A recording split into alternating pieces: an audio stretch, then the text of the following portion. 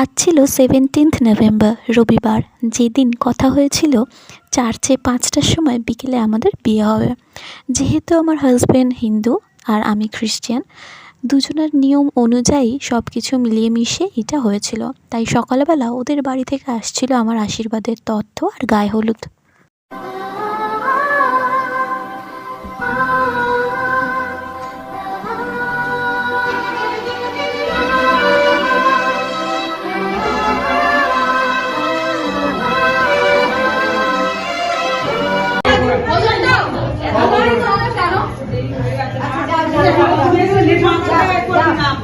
বেশি ভেজে যাবে না, অল্প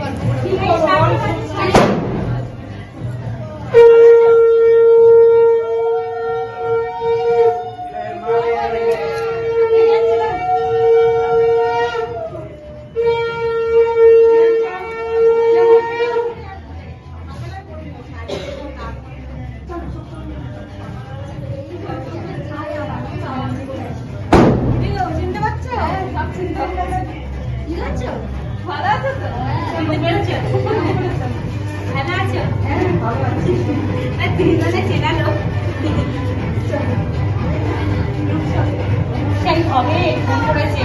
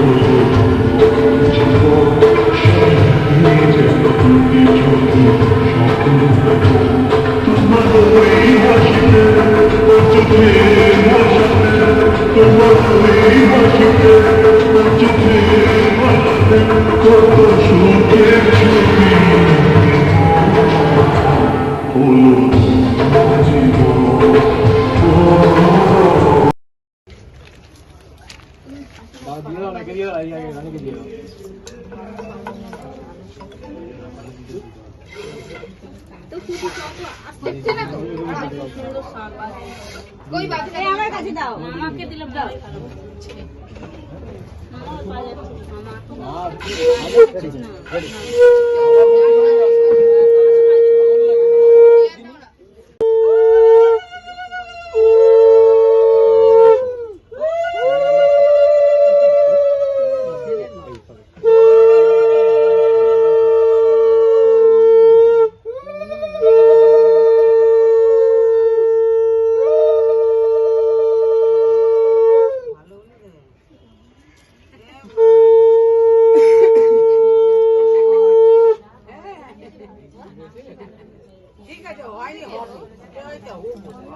আমি কোথা থেকে এলো ভাবছি ওটাই। ও কোথা থেকে এলো? আমি খবর পেয়ে গেছি।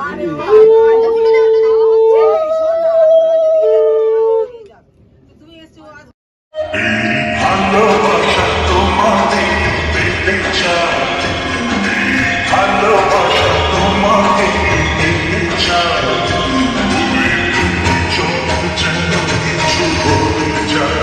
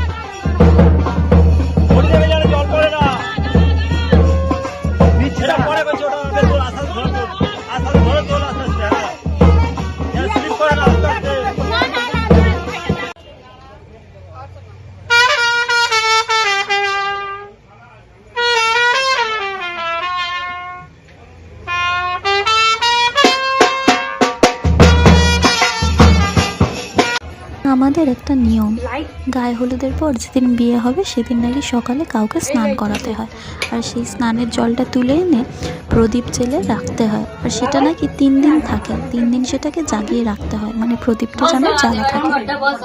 সামনে বসাও, প্রদীপটা প্রদীপটা জ্বালো।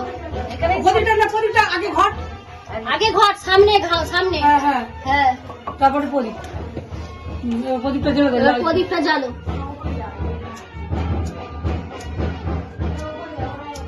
মুখটা ঘুরিয়ে নে, হ্যাঁ, পাতা থেকে একটু সরিয়ে নিবি। আগে জ্বলো।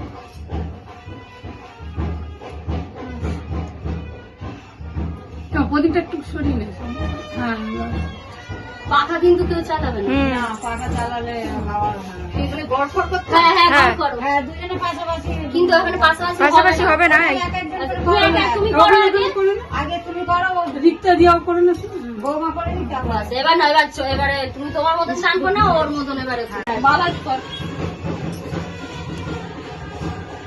এই ওকে চানটা করিয়ে দিস।